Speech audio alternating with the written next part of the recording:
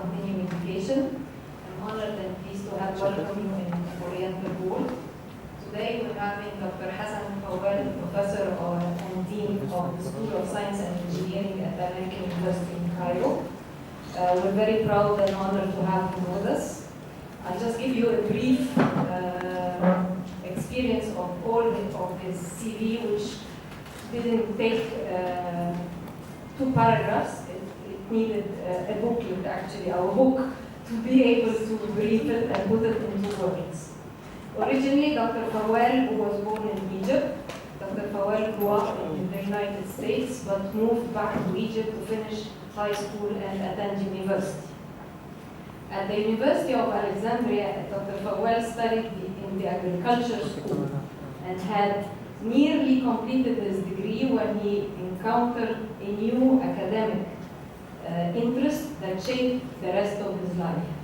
He discovered a love for neuroscience and toxicology, which is totally away from agriculture. However, he found that he loved these 2 items, and although after graduation he had a comfortable position working for a pharmaceutical company, he couldn't ignore his interest in toxicology, which examines harmful effects of chemical on living organisms, and pharmacology, which looks at the therapeutic effects of drugs on living systems. He decided to pursue his master's and PhD in these 2 domains. After his PhD, he went to the New York University Medical Center Institute of Environmental Medicine and conducted research to understand how environmental factors can cause disease.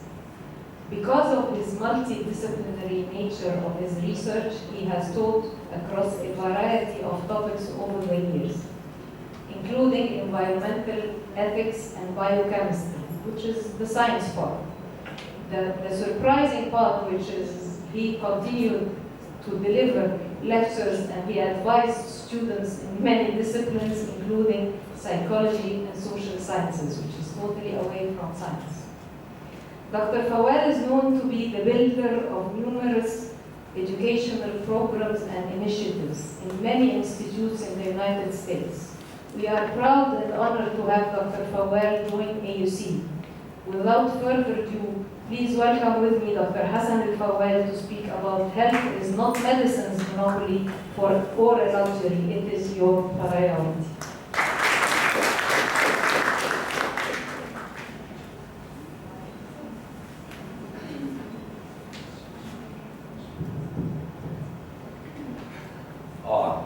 Good evening, everyone. And let me start off by thanking Dr. Alia and the School of Continuing Education for this kind invitation. Actually, this invitation has been pending for about a year. It kept getting stalled, partially because of my schedule, partially because everybody else is busy. So it's really a great pleasure to be here, and thank you for the wonderful introduction you just did. All right. So, before I start, one of the things, when I chose my first slide, one of the things I actually like there on the top is through lifelong learning or lifelong education. Because whether you're a scientist, whether you're an engineer, whether you're a psychologist, whether you're a linguist, you never stop learning. Okay? It doesn't matter what you do. You can be a full professor or a dean like myself, and if you stop learning, you stop being effective. Living on planet Earth is a benefit of, obligates us to actually be lifelong learners, okay? Whether it's in a classroom, whether it's walking the street, whether it's talking to other people, okay? That's what education is about. That's what learning is all about. And you would be surprised how we learn. We learn in the simplest ways. So, with my schedule, as Dr. Ali said, I'm actually dean, I'm a professor, and I'm also a founding director of the Institute of Global Health and Human Ecology. So when do I get time to learn?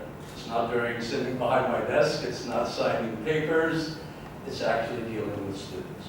So my job I'm actually not required to teach, yet I still teach. I teach 2 or 3 courses a semester, usually in the evening. And I do that. Students ask me why I teach, and I tell them, because you're teaching me.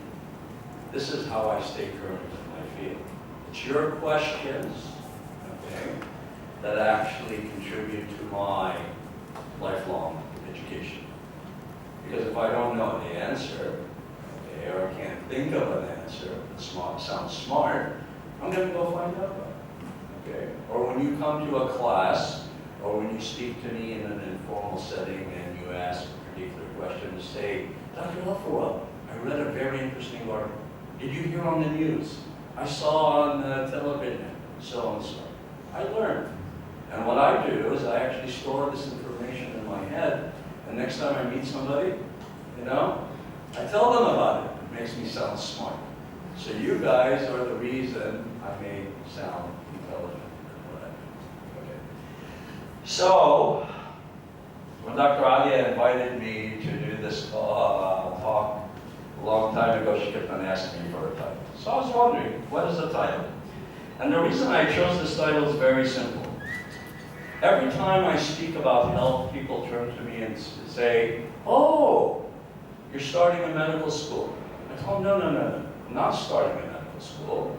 Okay, I'm starting an institute of global health. But health is medicine. And I tell them, no, health is actually a lot broader than medicine. Okay? And we're going to see that actually that is the case. So I'm going to take you on a little tour. And feel free to interrupt me at any time. Because the way I actually teach is, like I said, I learned from you, is by you asking questions, and I don't want to do this. So, everybody's seen scenes like this. Very beautiful. That's the Nile, okay? That's the Faluka, okay? Beautiful scenery. But it can actually be deceptive.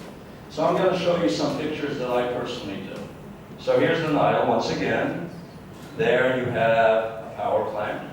This is in an agricultural community. And I'll be talking more about some of these aspects. This is near that power plant. In fact, at the bottom you can see the power plant in the background. And these are the Nile flowers that have actually invaded the Nile, to the point where they've actually blocked traffic. And in the corner you can actually see that there's some fish, unfortunately dead, floating along on the surface of the water. Okay? So I have a question for you. You guys have to help me. You know, this is lifelong learning. So which of these cars needs to go to the shop? The one on the right or the one on the left? The one on the right. Okay? Obviously, whoever owns the car on the right, had they taken care of it, it would look like the one on the left. It would not have to have gone to the shop. Okay? Which of these houses needs repair? The one on the right or one on the left? One on the right is the one that needs repair. Okay? And had that house been maintained, it would not have needed repairs, right? Okay? If we take a look at the streets, okay, and I deliberately chose this picture because even though it's not actually from Cairo or Alexandria or the rural areas, okay, it actually resembles a lot of streets you probably have seen. So we see sewage overflow, we see garbage on the side, but in the upper left-hand corner, we actually see a clean street, okay? So which one has problems? Okay, it's definitely not the one on the upper left-hand corner, right? It's the other two. So they need either the sewage system, the sanitation system to be maintained. They need the garbage taken care of. And we're all familiar with this type of picture. Okay, getting more to the case at hand. Which of these arms needs to be reset? Which one is broken? The one on the right or the one on the left? Okay. So, obviously, it's broken. Now, in America, there's actually a saying, if it isn't broken, don't fix it. We're going to take that and apply it to health. Okay? If you're healthy, you're not broken. If you're not broken, you don't need fixing. right? Okay? When do we need fixing, or where do we go? We go to a repair shop. We call that a clinic. We call that a hospital. We call that a doctor's office. Okay? And when we need something put together. But I'm actually rushing.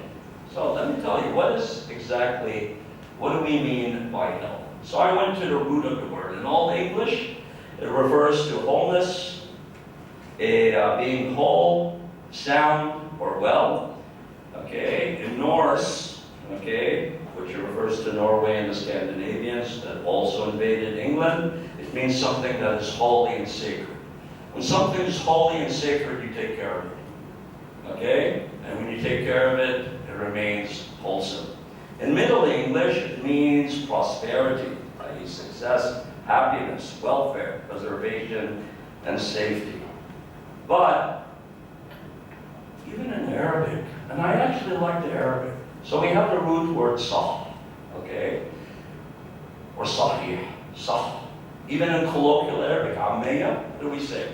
If I asked you, if you tell me your name is Muhammad and I say, Ismak Muhammad, tell me sah. Okay? I am correct. Okay? Sahih means something that is authentic, something that is correct, something that is proper, something that is wholesome. Okay? And whether you put it in a religious context, like Sahih Bukhari, for example, or whether you say something is whole, or whether you say that I agree with me, and you say, and I say something, you say Sahih. Kalam sah. Okay? We do that. Now me.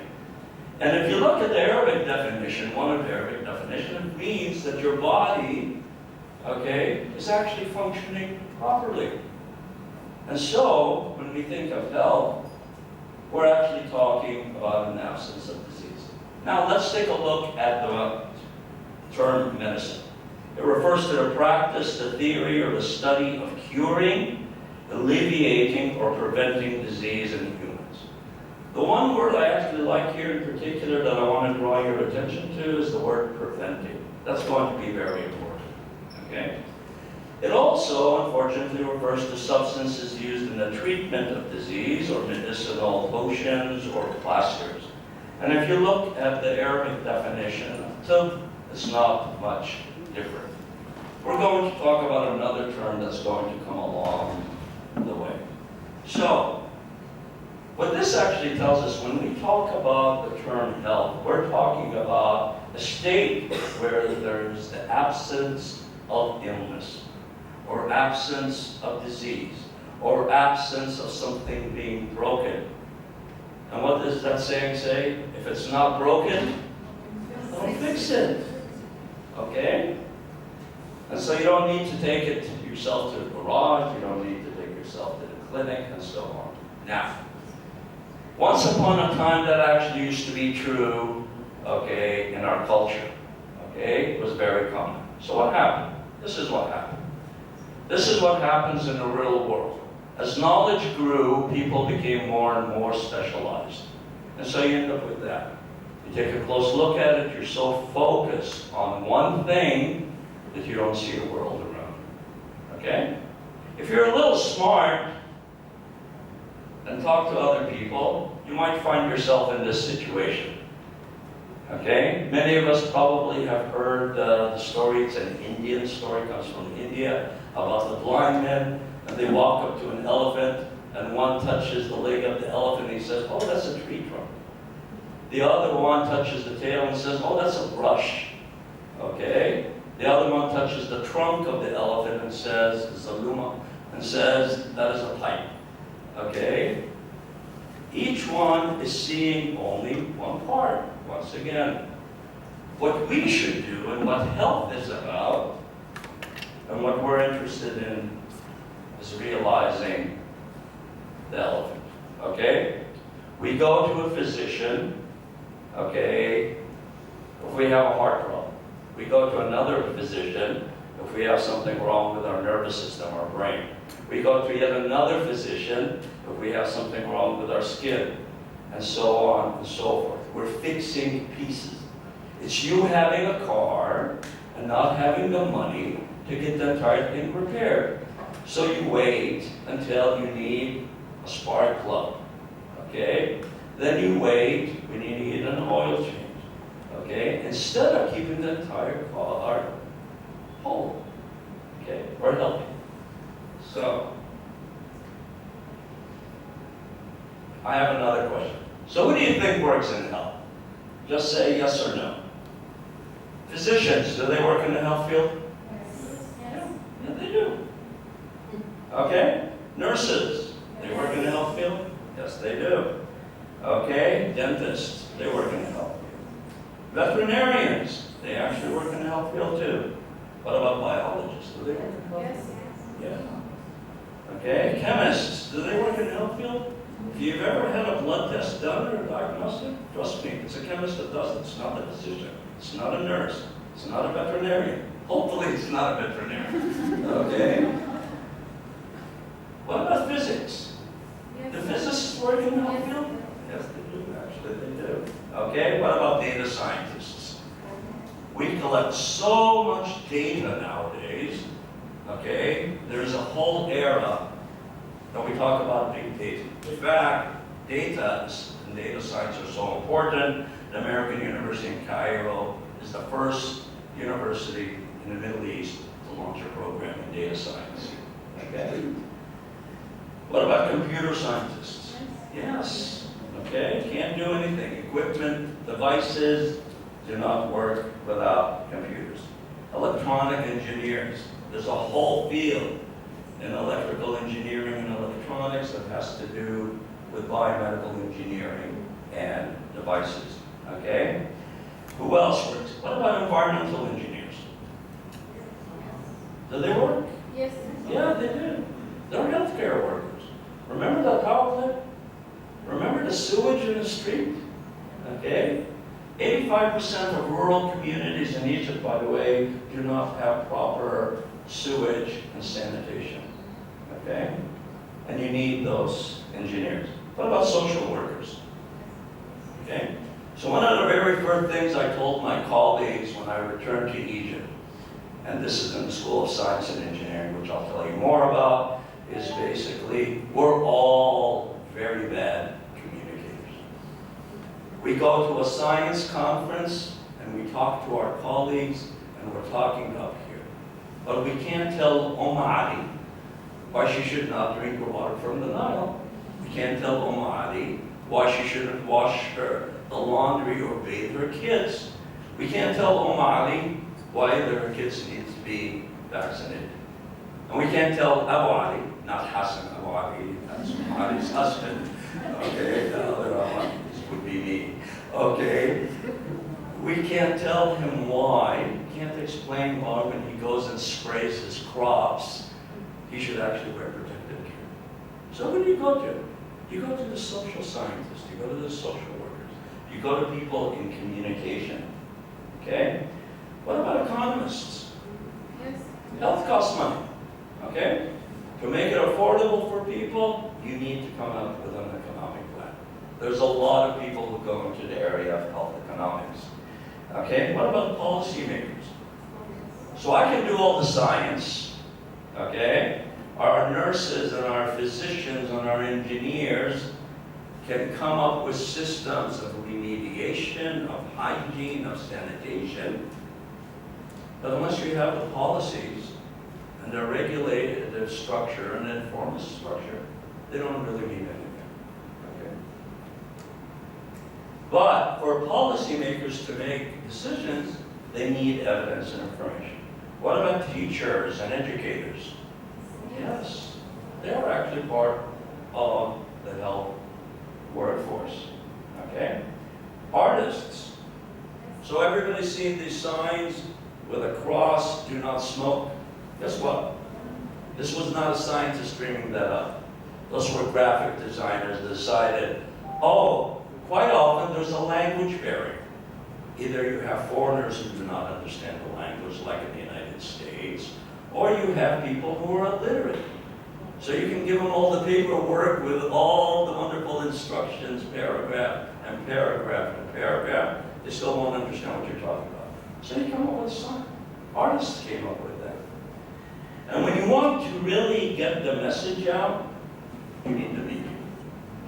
So all of us see commercials on TV if you watch TV, or you see magazines, or you've heard about campaigns against hepatitis C. Okay, people in the media come up with that. You need to get the word out. Because the most important thing in health is not really the science. It's the communication, and that communication is associated with education. Okay? What I just presented to you actually is a result of a study that was conducted by the Center of Disease Control and Prevention, which worldwide is considered the most important body in preventive and health care in the United States. And in that, they talk about the taxonomy of the public health sector. أو أقسام التخصصات الصحة العامة. Okay? That's what they're talking about. But they forgot something very important. Okay? I really don't care about the physicians and the nurses and the scientists and the engineers. That doesn't mean anything. Because the most important worker in health is you. Okay? You are the custodian, you are the steward, you are the keeper of your own health. Okay? If you decide to break it, okay, no amount of fixing is going to really help you. Because you can come just like that car, and I can fix a part, and you go out, and you decide to destroy another part. And you bring that to the shop, and I fix it, and you go out and you destroy it. Okay? So you are the one ultimately responsible. Okay? A physician is not going to save you from yourself. The best artist in the world is not going to save you from yourself. They may draw a portrait of you, but they're not going to do anything else for you. And an engineer is not going to put you back together if you decide that you prefer to be broken. You are the most important part of healthcare. Which brings me to a very important concept. This is an argument that has been going on for centuries, particularly among psychologists. Are you and I the product of our nature, i.e. our genetics, for example? Or are we a product of our nurture, DNA? We're actually a product of both. Okay? So you're born with a particular genetic makeup. That's what you got from Papa and Mama. Okay? But it's the nurture which is actually very important. Now, in the world of fancy science, when you take what we call the age of precision health, and that's as-sahha al-muhkama, and I will talk about more of that. We actually have different words for it. And these are the hot areas that people talk about. We talk about gene and environment, or gene and environment interaction. Genes, of course, being the code for all the different proteins and characteristics you're likely to have. That's what you get from mama. But the nurture part is actually your environment. That interaction between these two is what determines who you are. Whether in terms of how your brain works, how you think, your talents. How many of you play music? So we have a couple of people who play music. Okay? Now, if I decided to become a musician at my age, it's going to take me a little while to learn. If you started when you were very young, how many of you drum? How many of you sing? How many of you dance? Okay? How many of you are good with numbers and mathematics and so on? If you didn't get exposed to any of the things that you're good at, okay? How many of you are good at cooking? Okay, we've got a lot of people good at cooking. Okay? Dr. Ali, did you tell them they were supposed to come and feed us today? I forgot. Okay? That was actually one of the requirements that all right? So that's you. Now this is where people, when I say the word environment, people think of air. They think of the land. They think of water. They think of the birds. And they think of the bees. Environment is actually more than that. Environment, okay, starts when you were conceived and in utero for Raham. Okay? What did mama eat? What medications did mama take? Did mama smoke that shisha? Okay? In my generation, 40 years ago, which was when I left Egypt last, you would never, ever, ever, ever see a woman sitting, smoking shisha. Okay? You never have a restaurant that had a shisha. Okay? If you wanted a shisha, you went to your local coffee shop. Ya Mahmoud, nin yansun and fadla. You know? That was the environment where you got the shisha. Okay? So, in utero, you don't even know who you are, you don't even know that you're coming about, and that's part of your environment. Your environment is your nutritional status. Okay? How many of you would like a nice, hot, juicy, greasy hamburger? You're getting hungry, huh? Hey, you didn't cook, it's not my fault. Okay? Or a nice, buttery fatir. I can go for that. Okay? Try asa wish. All right. What else? Your occupation, where you work. Okay, do you work in a factory? Okay, do you work behind a desk? And don't assume because you work behind a desk it's a safer environment, safer than a factory. Duct work, air. A lot of times, you know, you're breathing the air of the person in the office next to you. That person who just went, okay? You get the benefit of that as well. So where you work, the conditions, what you do for a living, and so on and so forth. Okay? But it also refers to where and how you live, lifestyle. Where do you live? So as you're driving the ring road or circle road or beltway or whatever we call it, you see all those informal communities. Has anyone ever gone to the Ashwayat, the informal community? Okay. Very narrow street. No windows to the street. Okay?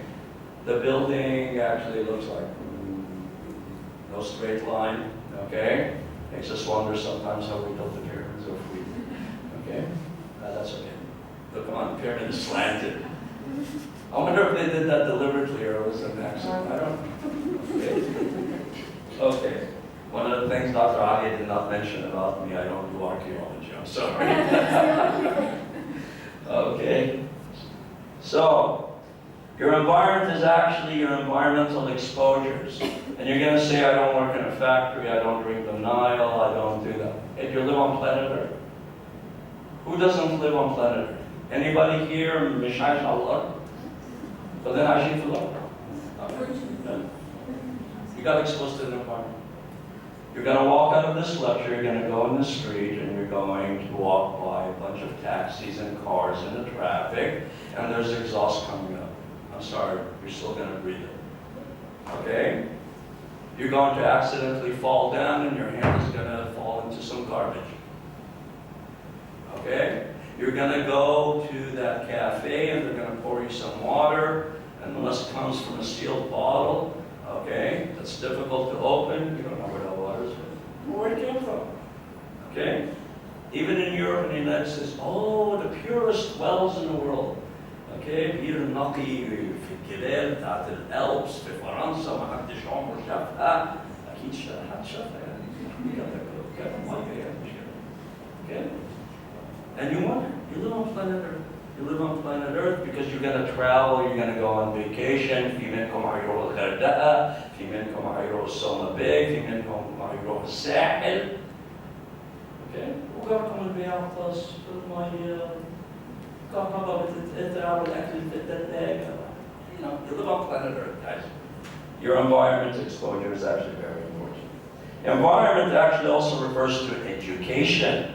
Because if you're educated, you know you're supposed to get your children vaccinated, for example. You know you're supposed to wash your hands, okay? You know you shouldn't really walk barefoot in some parts of the world, okay? Education means that you can actually read and also self-educate. Remember, the most important healthcare worker is whom? Me or you? You. Okay. That is very critical. Okay? Your socioeconomic status.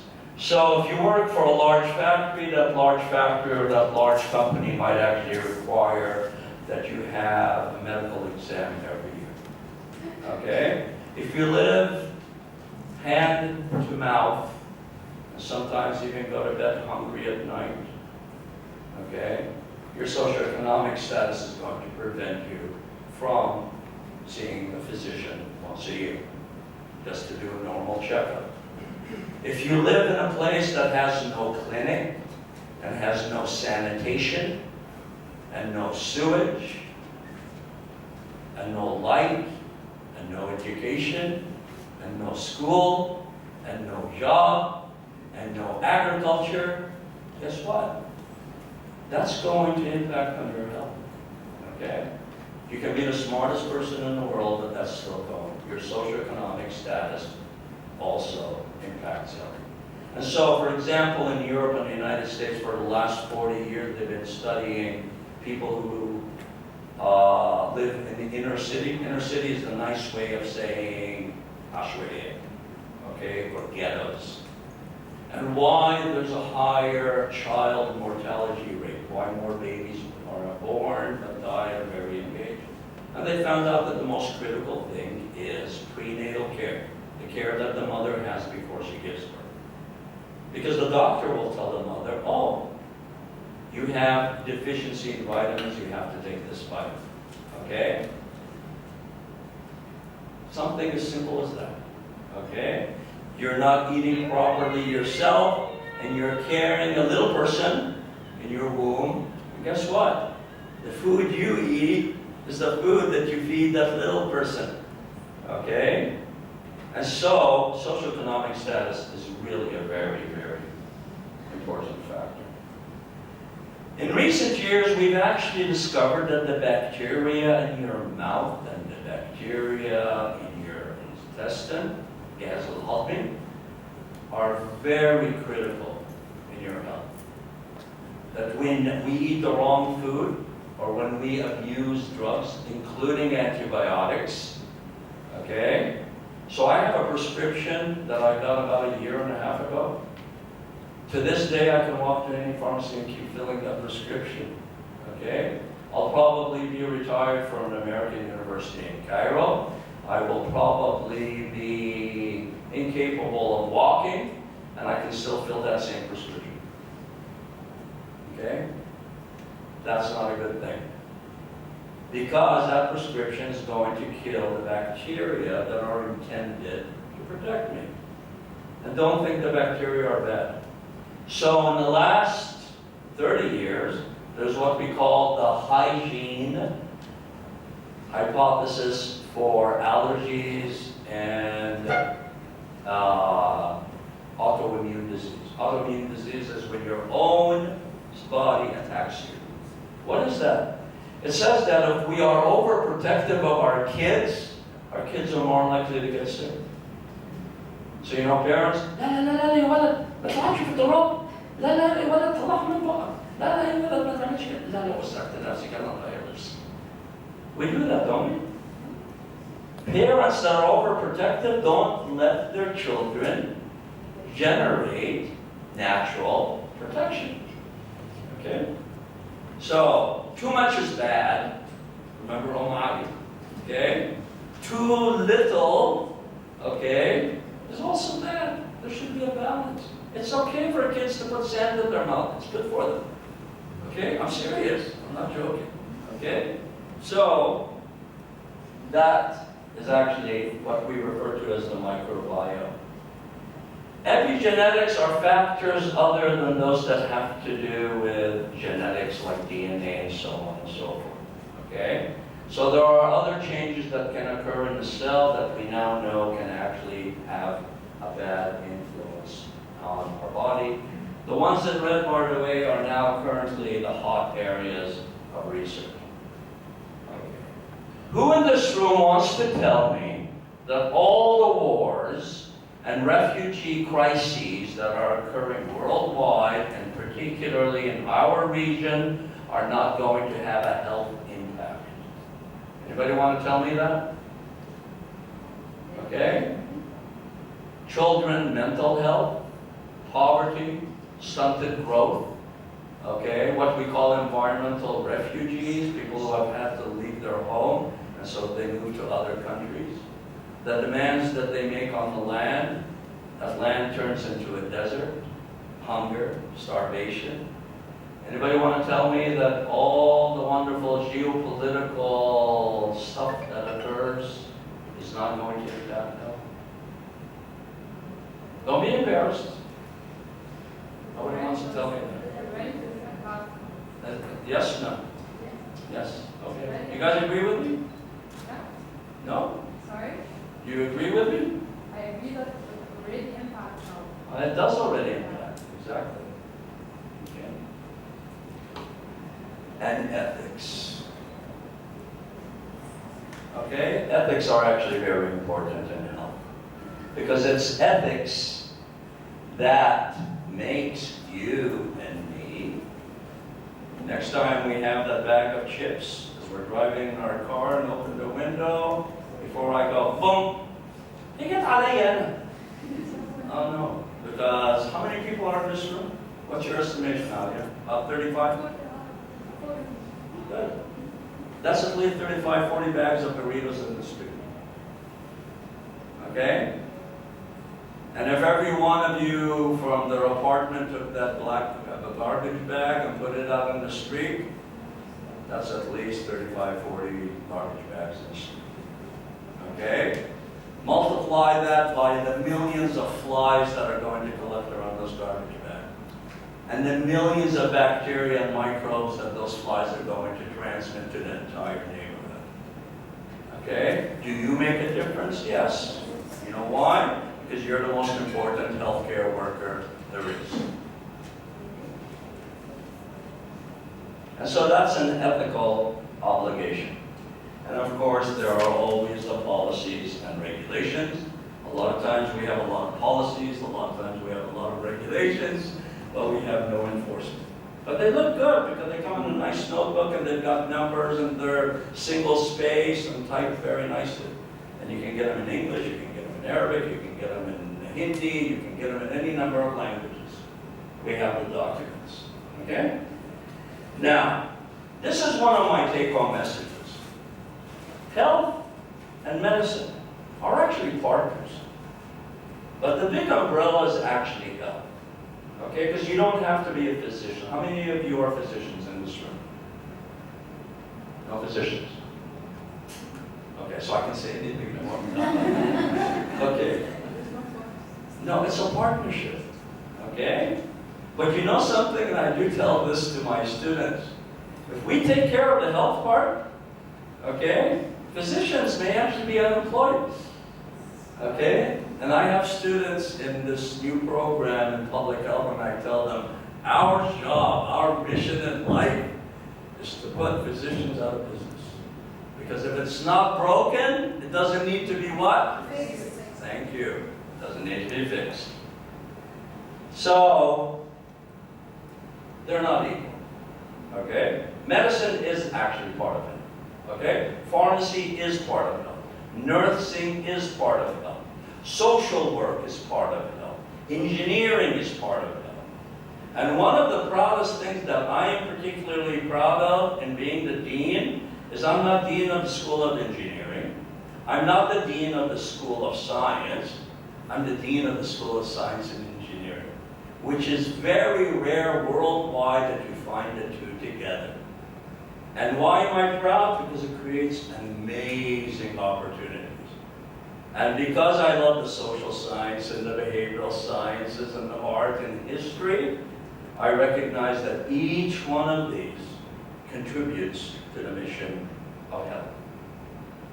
Okay? So this is just a brief summary. What's the difference between people who work in something like public health and medicine? Okay, primary focus is on populations if you're in public health. Primary focus is on the individual if you are a physician. Public health actually seeks to work across all lines, okay, out of concern for the individual, but also prevention in terms of population. And the list goes on and on and on. Notice it does things like promotion for the whole community. And it employs a spectrum of different interventions to prevent disease. And if you prevent disease, you prevent things from what? Being broken. And if it's not broken, it doesn't need to be fixed. Okay. So, I want to tell you a little bit about the environment. This is the classic environment. This is what we think of an environment. By the way, that water there, that stream, that's actually in Cairo. Okay? And that shisha there is somebody's shisha. That informal community, that spraying pesticide, that malnourished child, the dead fish that we actually saw before. So let me tell you about this power plant. So there's this power plant. This is an agricultural community. If there's an agricultural community near water, agricultural communities use fertilizers, usually synthetic fertilizers, which don't break down as good as natural fertilizers or organic. Natural fertilizers are those that come from chickens, horses, cows. You know, comes in many different names and odors. Okay, we won't go there. Okay, and pesticides. So you also have runoff. Okay. Power plants use water from the Nile, and then they discharge water. Why do they use water? To cool down their engines. Why do they discharge water? To get rid of the warm water. Warm water is being dumped into water systems. Fish are attracted to that warm water. Okay? The increased fertilizer nutrient level in water systems, okay, actually promotes the growth of plants. Okay? But a lot of these chemicals also take out the oxygen from water. Do fish breathe oxygen or carbon dioxide? They breathe oxygen. So guess what happens to the fish? They get attracted to the warm water, they get cooked. But before they get cooked, they also suffocate. And that's why you have water and fish floating on the surface. So water is a resource that we actually unfortunately abuse. Okay? Energy, yes, is essential, but of course because we burn fossil fuels. Okay? Have you ever driven by a car or walked by a car or walked by one of those buses and all of a sudden it gives you a puff of black smoke? That's what comes with power plants. You breathe that. Okay? It does not smell nice. Diesel fuel definitely does not smell nice. Okay. And then, of course, our little food chain here. So this is one example. The other extreme is if you don't have a water system, you have a desert. And even in deserts, we actually have issues. Okay? Can I have a desert with a river there? Yes, you can. If the water's too polluted, you're not going to use it for agriculture. So your land might as well be a desert. Okay? And so water shortage. In 2004, for example, nearly 2 million children died. Okay, mostly in Africa, by the way, due to polluted water. Okay? Annually, approximately anywhere between, 4 to 6 million women and children die because they burn biomass, wood, and dung. Dung is that dried stuff that comes from cows, guys. Okay. Gilla, okay, if you guys know it. Okay. Tafa, Birem, Fikir, with Fornid Melody. Okay, that's what they use it for. And they cook indoors and they die. Why? Because they're inhaling the smoke, they're inhaling the little particles that you can't see. Okay? And that's not a good thing. Okay. On the right-hand side, we have obesity. Common problem in the developed world. On the left-hand side, we have starvation. By the way, obesity is actually associated with starvation. Well, how is that possible? Because what are you eating? You're putting on weight because you're eating garbage. Okay? You're not taking nutritious food. You're basically filling your gut. And you're eating a lot of fat. And all that fat accumulates around your heart and your lungs and so on and so forth. I got this, by the way. I earned this. This is sitting behind the office signing contracts. Okay? Besides, at my age, I'm entitled to privileges. Anyway, they're both actually situations of By the way, obesity has become an epidemic. It used to be in people in their 20s. It went down to people in their teens. Now it's an epidemic in children at the age of 6. So what? Well, obesity is associated with heart disease. Obesity is associated with diabetes. What the World Health Organization calls non-communicable diseases. The one problem in developing countries like our own is what we call non-communicable diseases. It's not really infectious diseases. It's all the diseases we get from our environment. Okay? So that's actually a problem. Further on my little journey. So, I walked down this village basically, and as I was walking, I noticed that everybody's trying to play basketball, but they all missed the basket. Okay? All the garbage ended up in the street, and the dumpster where they're supposed to put the garbage remained. Okay? Forget about the condition of the streets, even though in the front there you can see that a horse recently passed by. Okay. This was a walk going to Maktab al-Saha. This is what Maktab al-Saha looks like. Okay? Does it need repair? It's broken. Look at the bricks. It's definitely broken. Okay? I wish I had gotten a better picture of the floor because the floor was also broken. Okay? Funny things about cracks in building, they harbor bacteria and a lot of other nasty stuff we won't mention. Okay. So these are some of the statistics from the World Health Organization. 25% of diseases that occur in the developing world are due to environmental factors. Non-communicable diseases, which we call NCD, such as heart disease, stroke, diabetes, cancer, chronic respiratory conditions, and the list goes on, are due to air pollution, toxic chemicals, and our built environment. Okay?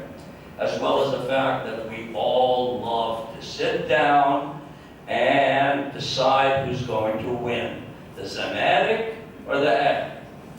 We sit in front of our TV screens for hours and hours and hours.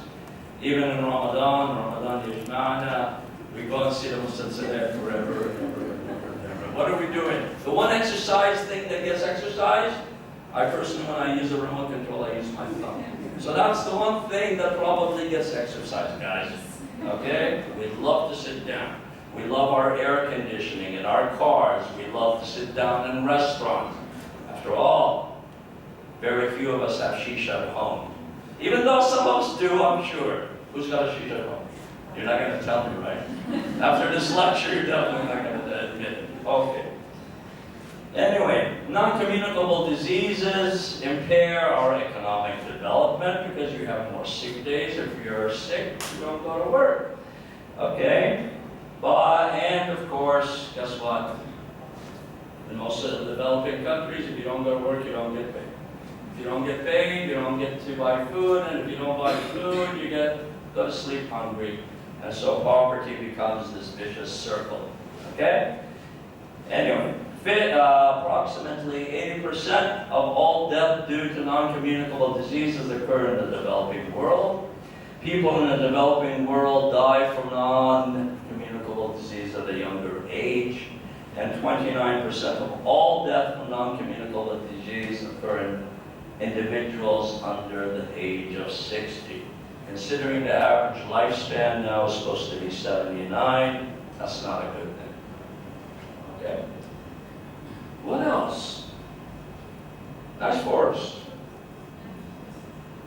As we march toward progress, we sort of also ignore that we're destroying our ecosystems. And our ecosystem is the living environment interacting with the non-living environment.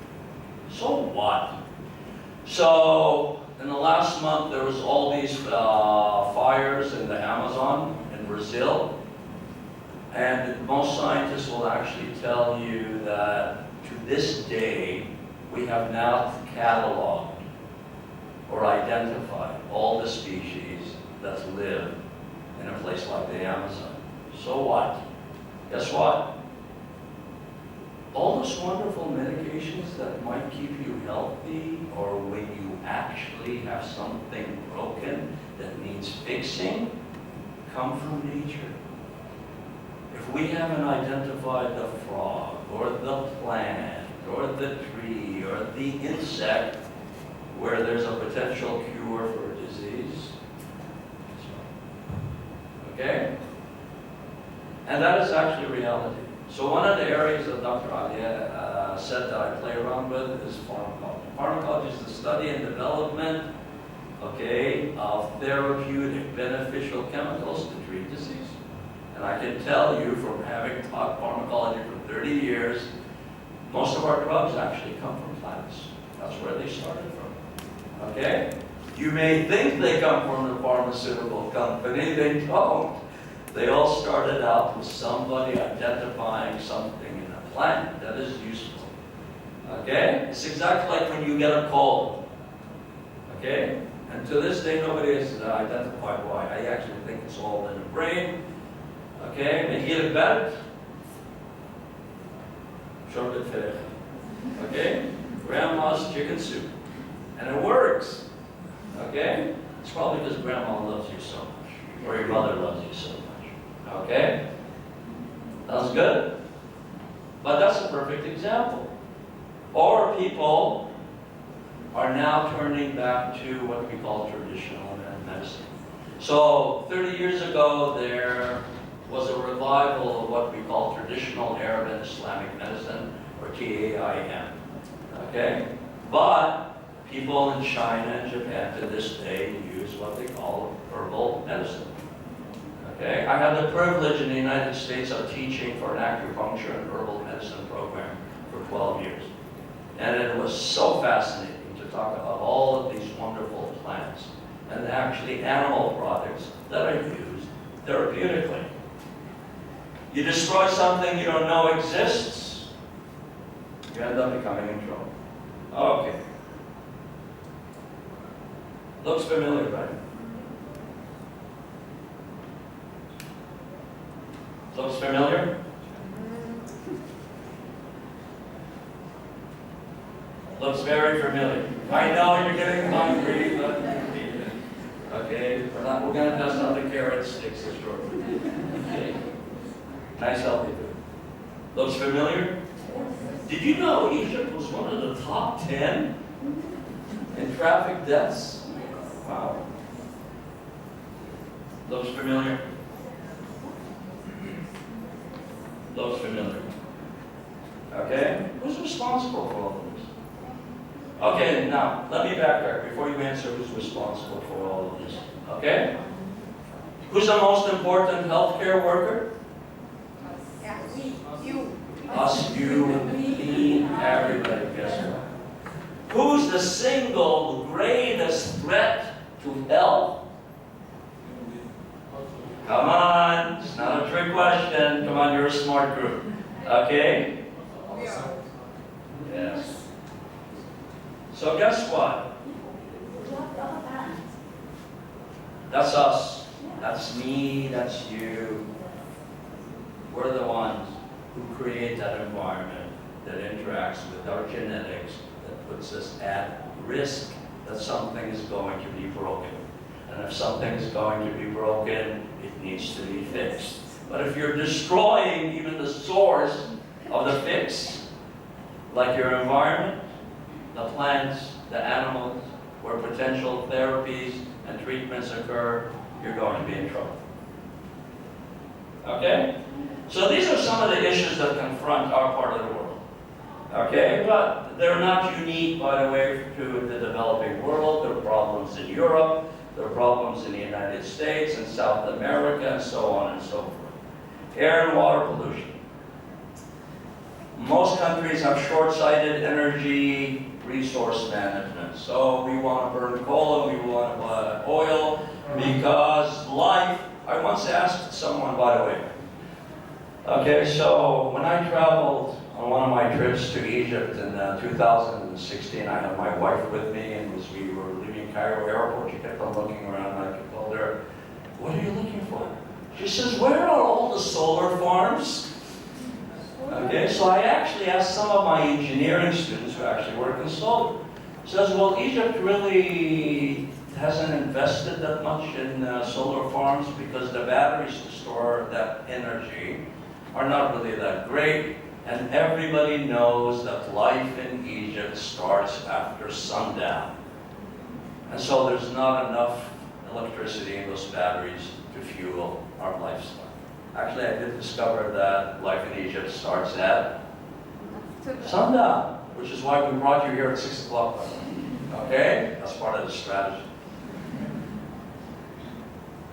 So this is an issue. Lack of training or regulatory oversight, decaying infrastructure. Environmental equity, that's a very big issue. Okay? Because it's quite often, it's not the people who can actually afford going to a doctor that are actually impacted negatively. It's often the people who socioeconomically do not have the opportunity for health care.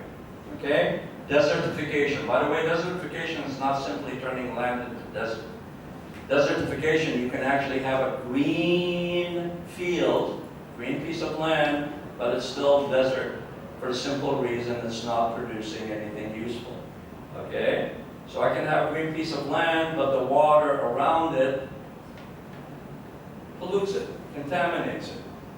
Or I have a company or an industry that basically dumps all their waste on that land. It can still be green, but you can't eat anything from it. That's what desertification means. Malnutrition is a big issue. Okay, poverty and environmental refugees. A lot of people, particularly in Africa, move from one place to another, not because of war, but because they're hungry. Okay, that's what we call environmental refugees. Impact on women and children's health. Women and children in particularly, as well as the elderly, are unequally impacted by health concerns. Disease of environmental etiology or source, chemicals, and infectious disease. This is all human activity. Okay? So I want to tell you what I personally have found to be a ray of hope. So when I came to Egypt, I actually discovered, so I told you what a great opportunity the School of Science and Engineering having together was. I discovered that I have 10 departments, 6 of them are engineering department, 4 of them are science department, and I looked at everybody in the entire school as well as in the university. And I realized that across all 10 departments, engineering and science, there was people working on environment, people working on health. A lot of times they didn't even know about each other, okay? So you're in one department, you're in another department, you're playing with your toys, and he's playing with his little toys, but you're not talking to each other and sharing toys. It's important to share toys, just like we teach kids, okay? And there was people who were working on the built environment from different aspects. There was people working on energy and so on and so forth, as well as people who were working on data. Well, when you take a look at all of that, what you're actually describing is something we call human ecology. In Arabic, believe it or not, it's al-bi'a al-bashari, not al-bi'a al-bashari. Okay? Why?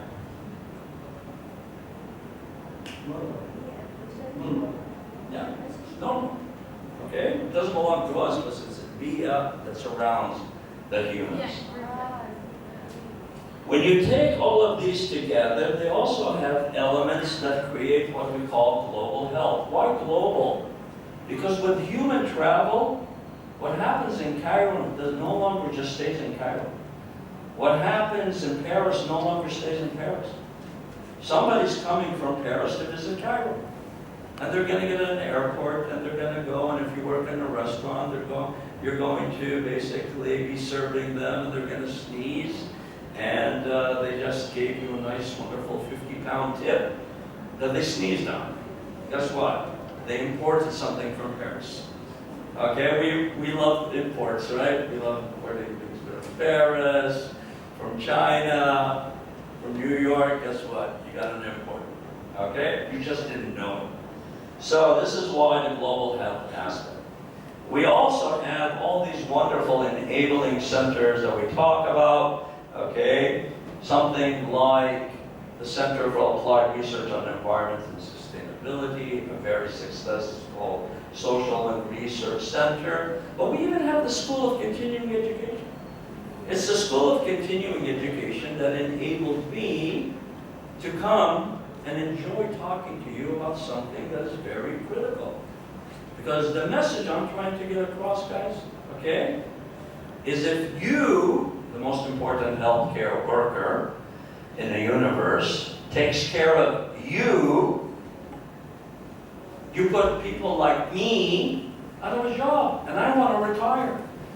So I'm inviting you to put me out of a job. It's very important that I retire. My wife actually keeps on asking me, so, honey, when are you going to retire?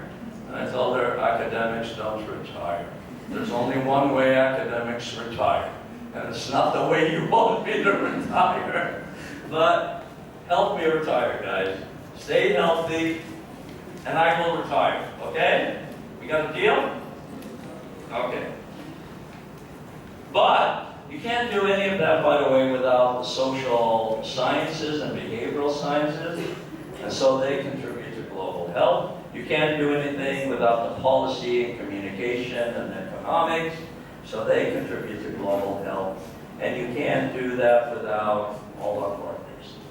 Putting all of this together at American University of Cairo is what actually allowed us to create what we call the Institute of Global Health and Human Ecology. And it draws upon talent across the entire university. So after we're done tonight, I'm going to ask Dean Adia to actually invite me again and again and again, okay? Because I think it's very important that as healthcare workers, you take care of yourself, okay? And put people like me out of business. So, I'm almost done. Remember this? So you and I are a product of our genes interacting with our environment, and that's how we came about. And now you know environment is a lot bigger than simply the birds and the bees and the little green man and all that kind of nice, wonderful stuff. Okay? So, in the last 20 years ago, they finally managed to sequence, to find out the code for every single gene in a human. And people decided, hey, wow, this is a cool opportunity to create something that we call precision medicine or personalized medicine. Because people realize that if you're treating cancer, not everybody responds the same way. Only a small percentage of people respond to cancer therapy, to drug A, for example. And so they realized that because you and I are not clones, we're not identical twins, okay? We all are a little bit different, that maybe I was not responding to that drug because my genes were a little bit different. So one of the hottest area, okay, including here in Egypt, okay, including at the American University in Suez and Ain Shams, okay, in Alexandria, is basically what we call personalized medicine. How can I custom design medications to treat a specific patient? We decided we wanted to go one step further, and we wanted to talk about precision health. Because you and I now know, if you've been awake, is health equal to medicine? No, health is bigger. We want precision health, because I don't want to see you in a clinic, okay? But for me to know who is at risk for a disease, I need to factor in their genes. I need to factor in their environment as I defined it, your nutrition, your in utero, your healthcare, your socioeconomic, so on and so forth, and put it all together. And that's what I call As-Sahha al-Muhkam. Okay? I like that name. You know why I like that name? Okay, so let's talk a little bit of history. I like history. I love history. Once upon a time, okay, in this wonderful city of ours, Cairo, okay, if you got sick, you went to this person, and this person would treat you, and then you would ask them, okay, قل لي بقى يا شيخ أنا عندي مشكلة في البيت ممكن تحلها لي. على فكرة سمعت الفتوى بتاعت فلان ده. And you know what that person was? What did you call him? You didn't call him a طبيب. You called him Hakim. He was all wise. He could talk about anything. Okay? In the American university language, we call that liberal arts. When you're so flexible that you're capable of critical thinking, you may be a physician, but guess what? Al-Hakim went and planted his own gardens to make his own medicine. And if you had a social problem or you needed a husband-wife arbitration, he did it. Okay? And if you had a religious question, he answered it. And if your little kid wanted help with his math homework, he did it. Okay? Probably if you had, actually, it is true by the way, if your donkey and horse got sick, you also took them to him. Why not? Okay? One size fits all. Hakim. Because he addressed the whole situation. That's what precision health is all about. Okay? It's all about taking a look at all aspects of the individuals. I don't want to treat just that little sore big toe that you have right there that you're shaking. Okay? I want to treat all of you. Okay? Because if I can treat all of you, you're going to forget about your big toe. You're going to live happily ever after. Okay? And your happiness is very important. So this is what we call precision health. And so the important parts are what are in red. Genes, ecological diversity, environment, lifestyle. Remember that shisha? That's part of lifestyle, by the way. That speeding car, that's part of lifestyle. That hamburger and the greasy food, that's part of your lifestyle. Your socioeconomic status, your beliefs and practices, because quite often they actually, okay, will impact your health, actually more often than not. All of that to provide evidence for formulating strategies and policies. This is one of my favorite quotes. Hippocrates, so in Europe and in the United States, after you finish medical school, you have to do what we call the Hippocratic Oath. And that's because Hippocrates, the Greek philosopher and physician, came up with it. But this is one of his favorite things. Okay, when he said, it's more important to know what person the disease has, okay, than what disease the person has. What does that mean? So you have a disease. And what the question we need to answer is what kind of profile does that disease, is it attracted to? It's not important to say, oh, well, you know, you have high blood pressure, or you have a heart condition.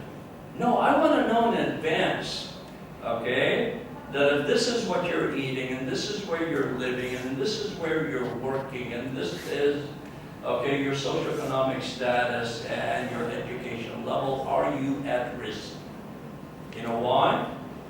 Because I don't want you to be broken. Because if you get broken, I have to fix you. I don't want to fix you. I want to keep you whole. And that's what Hippocrates is actually talking about. And that's a loose translation. So, I'm wrapping it up, guys. This is Abdo and Obed. Abdo, by the way, is the one on the right-hand side. Obed is the one on the left-hand side. Okay? They're twin brothers. Identical twins. Why am I saying identical twins? They have the same genes. Sounds good? And they come from a small village, Komashaf, okay? Small village. It used to be small in my day, but that was, maybe it's metropolitan. Okay. Abdo always loved school. They're identical twins. Abdo loves school, so he goes to the big city, he gets a degree. Okay, he moves to the city because that's where all the good jobs, right? And Bandar, yalla. Okay? That's where all the big jobs are. Obed is a modest guy. He decides he wants to stay in the village and he lives in a small little modest home. Okay? Abdo buys a car. By the way, he also works for General Motors. He works in the car factory. Okay? Obed has always been good with his hands and he likes his tractor and he fixes people's tractors. Okay, so one works with cars And he gets exposed to all of these chemicals that you use in cars.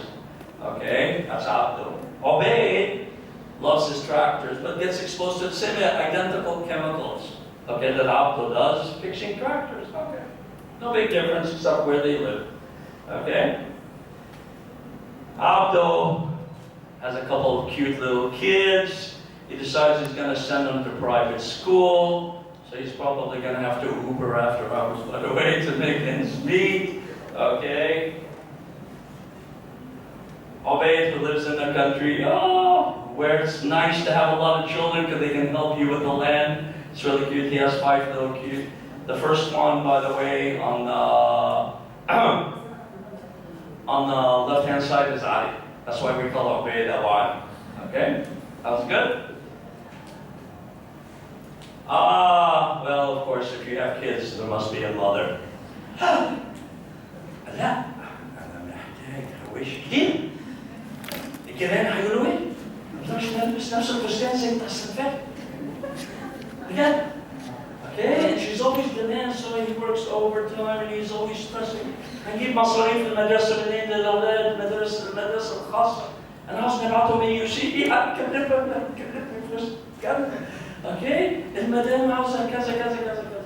Ali, on the other hand, is happy. الغويشة بتاعت مرة.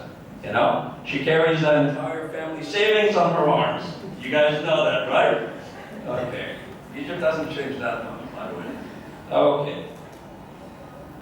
Well, Abdo actually works for a big company. As part of the requirements for his employment is he has to have a medical checkup every year.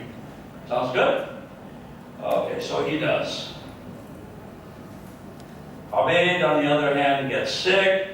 Ali makes him this nice bowl of soup, chicken soup.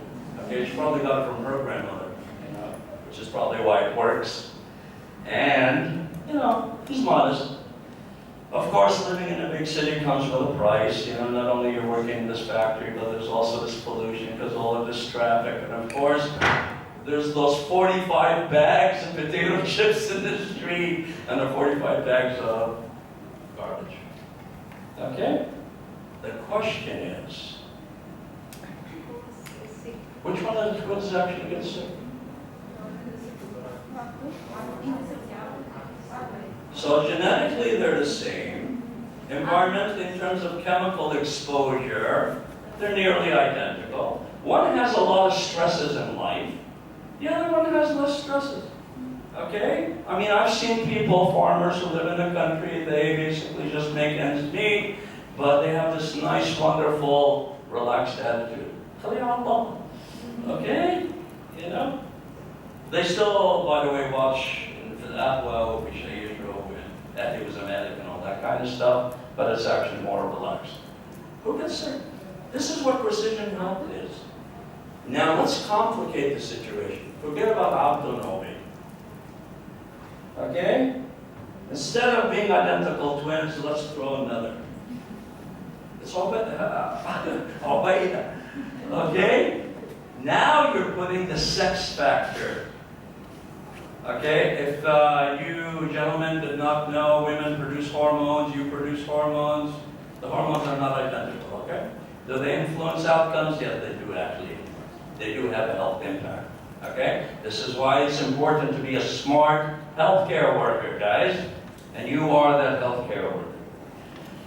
So, a few years ago, the United Nations, all the countries, United Nations, decided to come up with 17 sustainable development goals.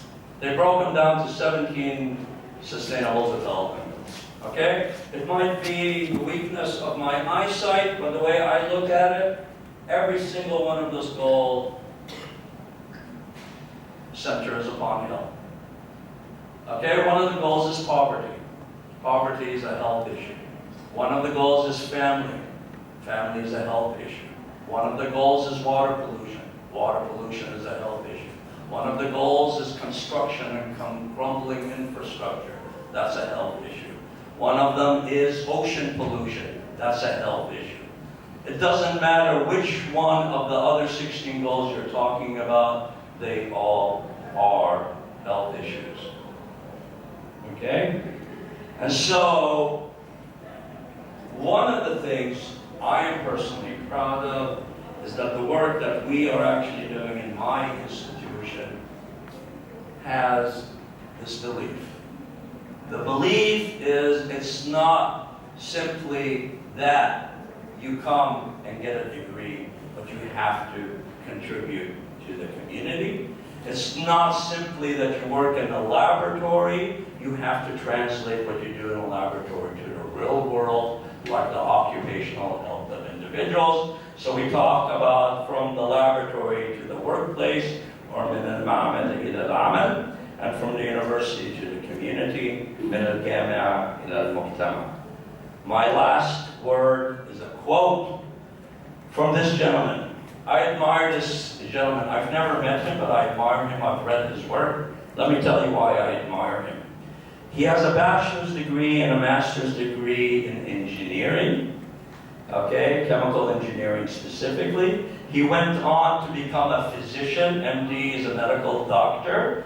He went on to get a master's in public health. He went on and got a doctorate in public health, and he is currently the distinguished professor and dean of the School of Biomedical Engineering, Science, and Health. And this is his quote, okay? And it is exactly what I've been telling you all night. If it's not broken, fix it. And so he says, public health suffers from the problem that when we do our jobs right, nobody knows. You know why nobody knows? Because we manage to prevent everything. And nobody gets sick. I would love to have that job. That I do my job so well that you don't know anything about it. Why? Because that tells me I'm successful. And if you, the most important healthcare worker, take care of yourself, it's not broken. It won't need fixed. You're successful. And that's actually very, very important.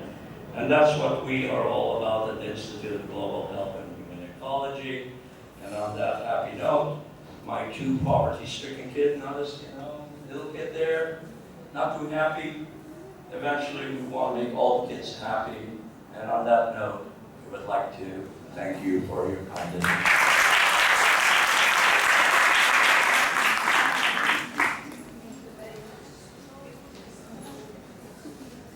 Thank you very much, Dr. Hassan. It was very informative and enlightening, and I'm opening the session for questions. So if you have a question, just raise your hand and get you the mic, and Dr. Hassan will be able to help you solve the problem. Right.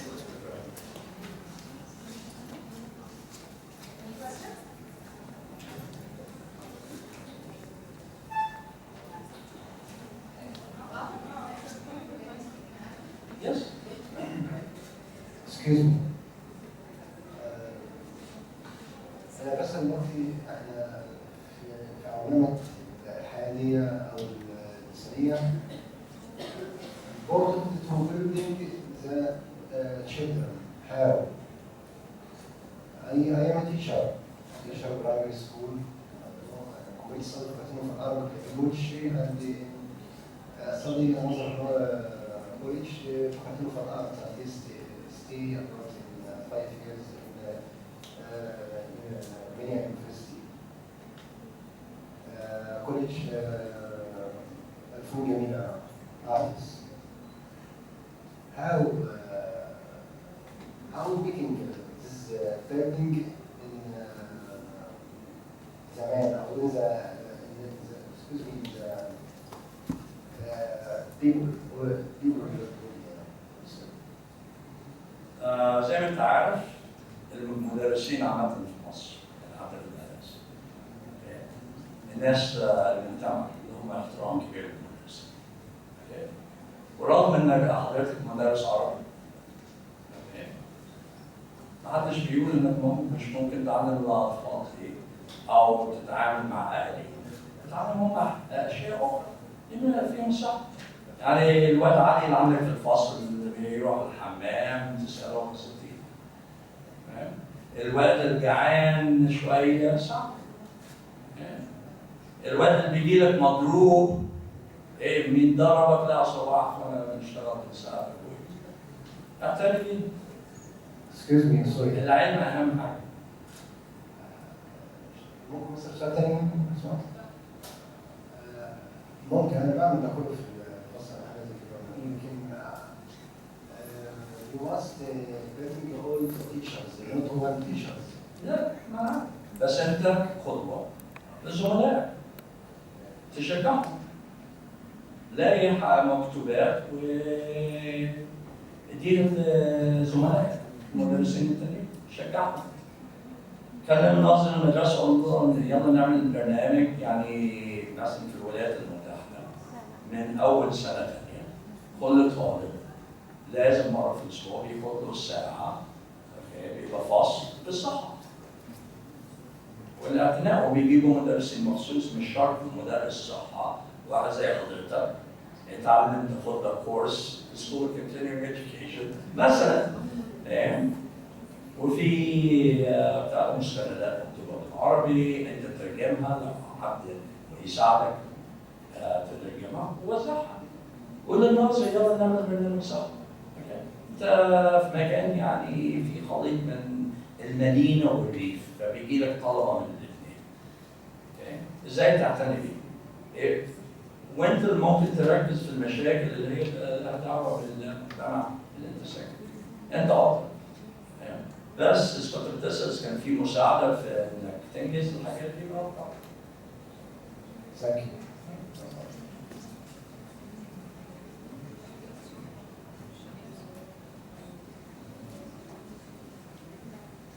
Hi, thank you so much for this lecture. We really enjoyed it.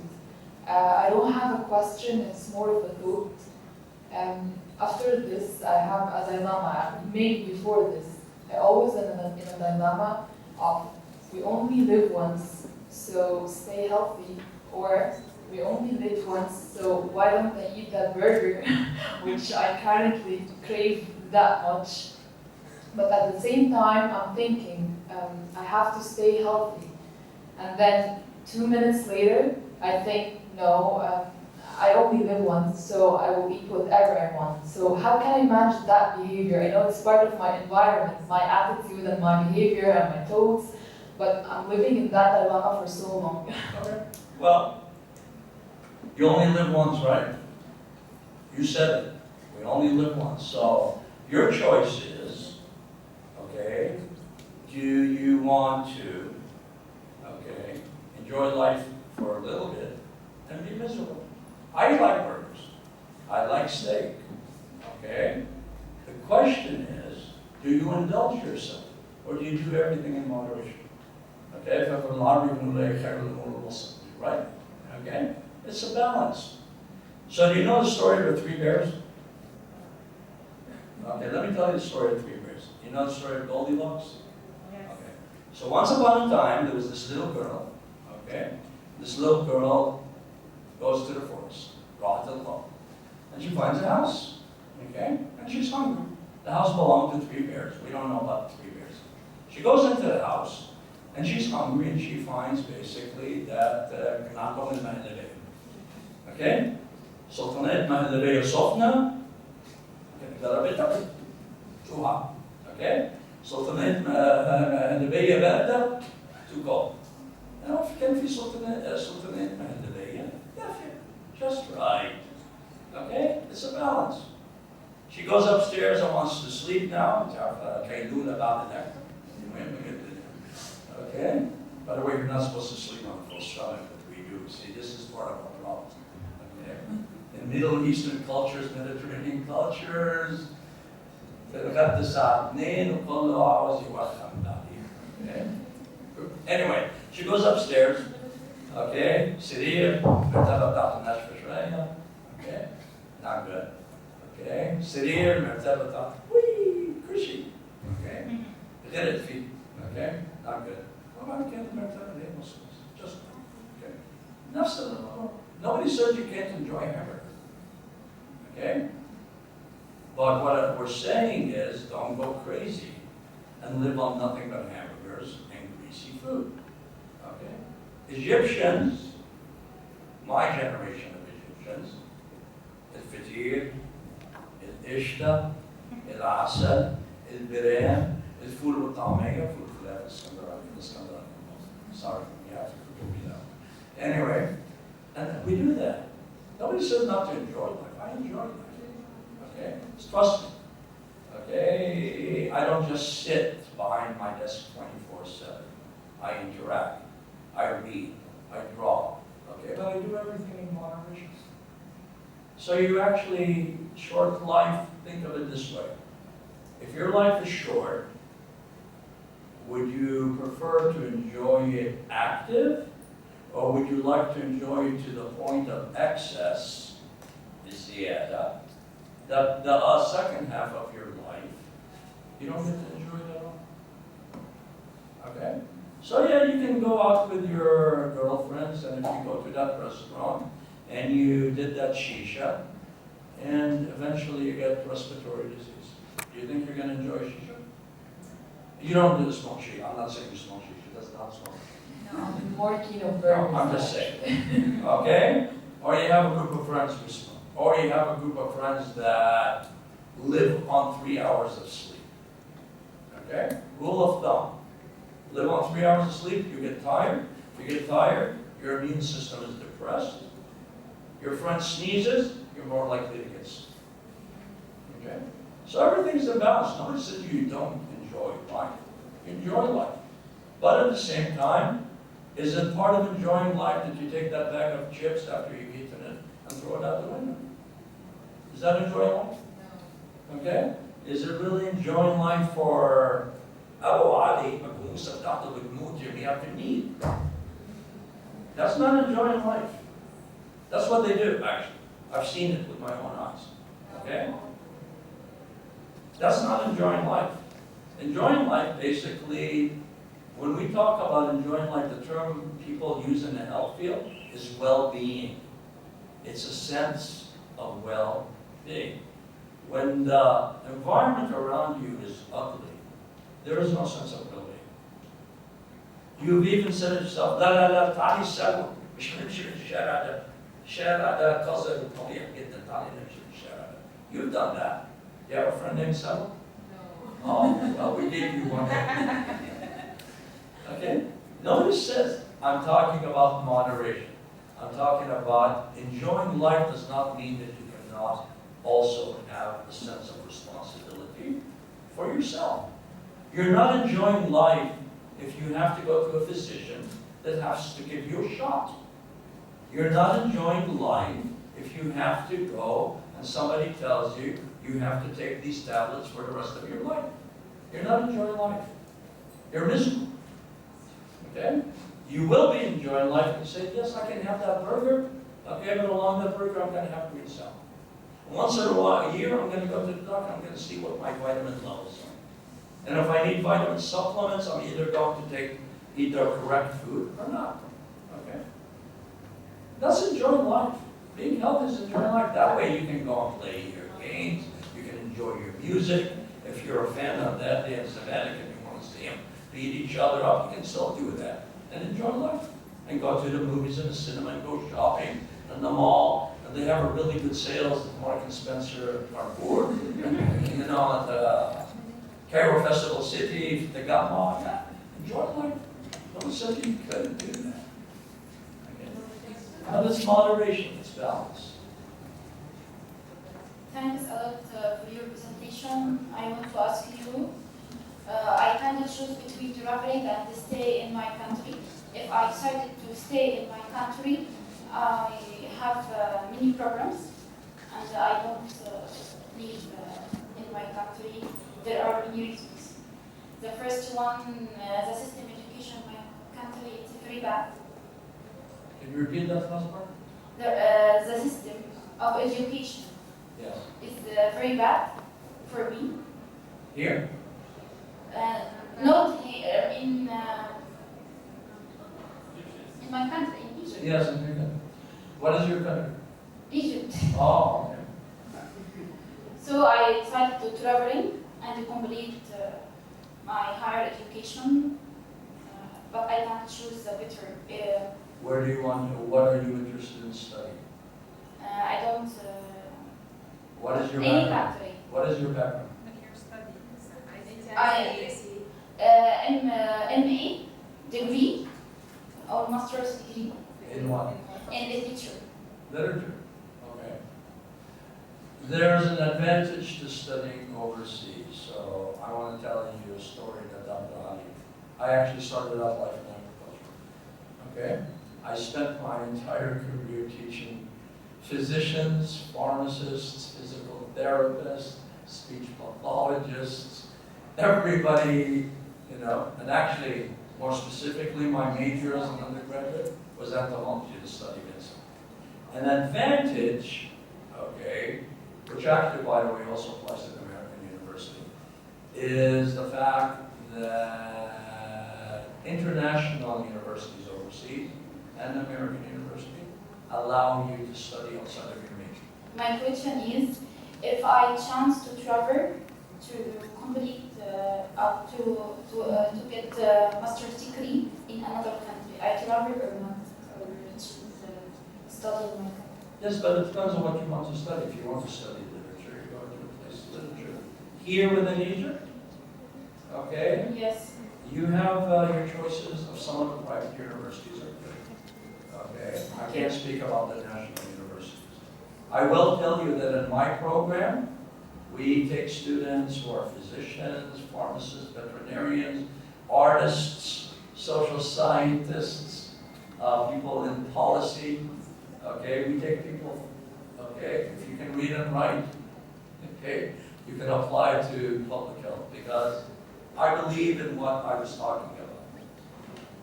So people who do literature are very important for the mission. Who does communication?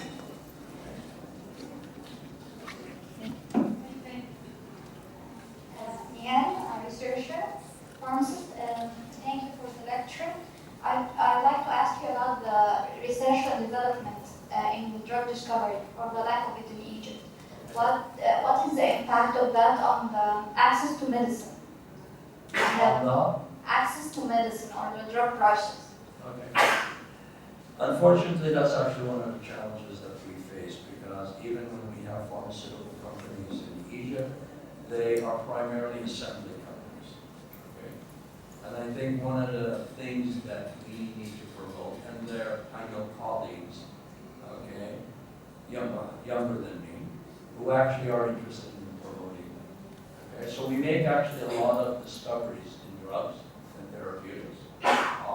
In Egypt, in different universities, including my own, there's a lot of people who are working, for example, in nanomedicine. Okay? And the point that I was making at the very end,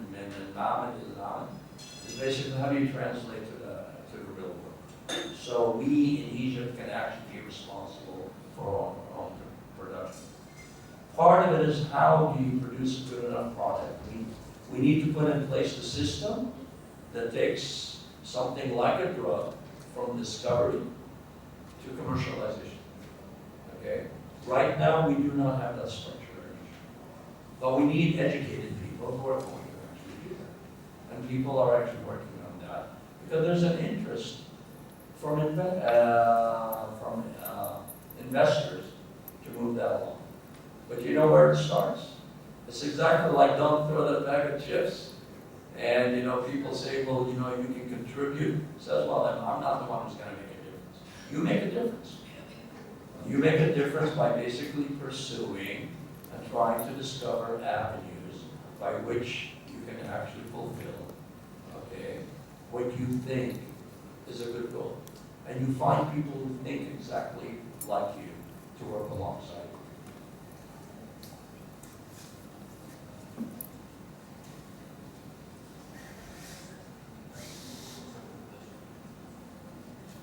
Thank you, Professor Fawal, for the lecture. It was really interesting. And my question somehow is relevant to these points. I want to ask how academia interact with developing countries to impose global public health awareness, and how it's influence policymakers, which influence policymakers, to impose like health policies. So how academia play that role, or yeah? Well, I want to make a general comment about public health. For example, here in Egypt and our region and developing countries. Okay, one of the things that's unique from the perspective that I was talking about is generally public health in most developing countries, because the way medical schools were developed. Public health programs are found in medical schools. So in Egypt, for example, almost every single medical and some dental schools are public health programs. Okay? To do graduate education, and this is actually what you need to do, because internationally, you know, even though in the States there are some schools that have bachelor's degree, you actually need a minimum of a master's degree. Okay? To do a master's in public health in Egypt, you have to be a physician. Okay? Because they're located in medical schools. The only exception to that is found in Alexandria. Those are people with chemistry background, biology background, and so on. So what is unique about what I was actually presenting in terms of the Institute of Public Health and Ecology is we take students from different backgrounds. Because in the West, public health is actually recognized to be a team effort. So in this room, we may have 40 people with 40 different backgrounds. Every single one of you is actually somebody who has a role in public health. Our teacher educator, our pharmacist has a role in public health, our literature major who was back there, our hamburger loving person who stepped out already. Okay? Everybody has a role in public health. Okay? The other important thing, and why my insistence on global public health in particular, is solutions that we find in a country like Egypt don't just apply to Egypt. Okay? Don't think Egypt is unique with its problems with the tuk-tuks and the garbage and the sewage and so on. The problems you discover in Egypt, okay? And they're not Cairo problems, they're Egypt problems. Apply to Southeast Asia. They apply to South America. Poverty, hunger, they apply to parts of the United States. Okay? So the solutions that you actually discover may be discovered within Egypt, but they actually have a local impact. And the way health and science, when I talk about you can import disease from China or Paris, guess what? It's a two-way street. Solutions are also exported from Egypt to other countries. Okay? In my field, Dr. Ali introduced me to someone who likes toxicology. I will tell you in the United States, most of the field of toxicology, particularly neurotoxicology, that's chemicals in the nervous system, the biggest names and the people who founded the field are actually mostly Egyptians. Okay, surprisingly enough, at least 70% of them started out life in agriculture. Okay, قسم المبيدات، كلية الزراعة مش عارف ايه، قسم المبيدات، كلية الزراعة, and they're all neurotoxicologists, and they all study human health. Okay, that's part of the flexibility because knowledge, okay, is a global affair. Okay, for the simple reason we travel, we exchange. Okay. So, what's the most popular insect in Egypt? It's in many people's apartments. What is it? Cockroach. You know what the Latin name for the cockroach is? Planeta americana. You know how it got here? In the 1950s, the United States decided to help a lot of countries with grain exports. Okay? And guess what was riding on all those trees? That's cute little cockroaches. It's become the most popular cockroach worldwide. Isn't that? Are you an entomologist? No? Okay. You're an entomologist? We said Planeta Americana. Yes, I know, it's the Latin name. Thank you so much. Hi, it's Shemay from the Caravan newspaper from the American University Cairo. So, according to what she said, you only live once,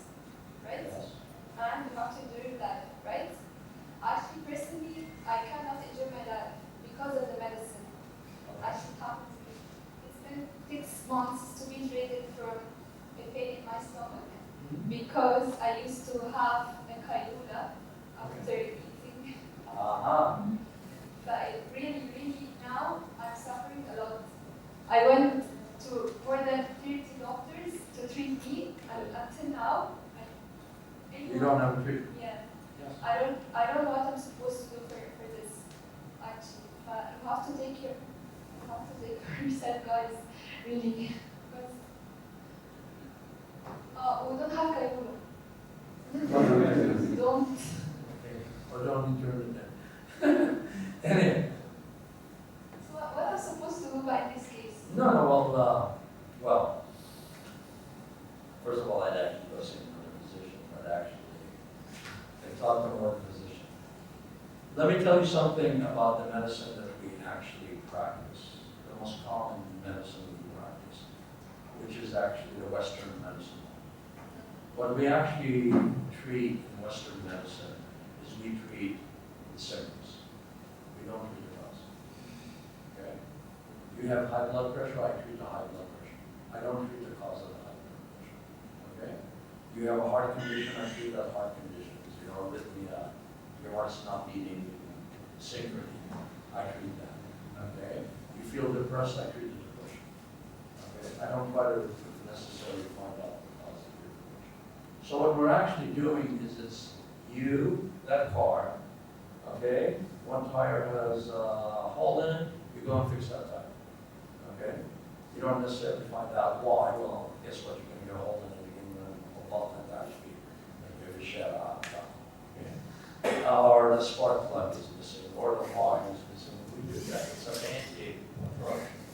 In other medical traditions, like Oriental medicine, like even traditional Arab Islamic medicine, which is making a robot, you try to treat the person. Okay? It's exactly like if you're depressed, you're more likely to get an infection.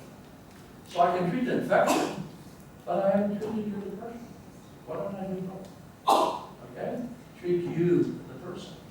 So you may think that you actually have gastrointestinal problems because of your Kailula and so on and so forth.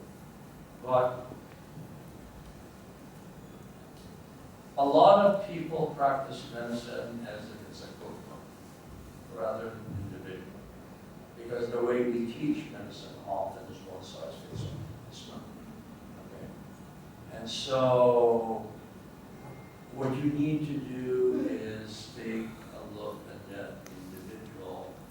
So, did your doctor test for the microbiome? I talked about microbiome. Okay? So one of the things is if you have gastrointestinal distress, it might not necessarily be that you're sick, but you have an imbalance of your bacteria. Okay, there are good bacteria and bad bacteria.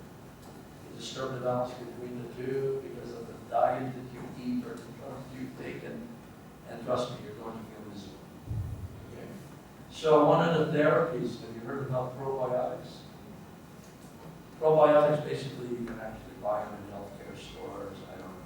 They probably do have it somewhere in Egypt. It is basically you actually take bacterial cultures. It's like if you get a bacterial infection and I give you an antibiotic. Our pharmacist back then. Broad spectrum antibiotic, I will actually kill your natural bacteria. Fungus, which is another type of microorganism, takes over. So basically, to correct it, they tell you eat some yogurt. Why? You know how we make yogurt? We use bacterial cultures.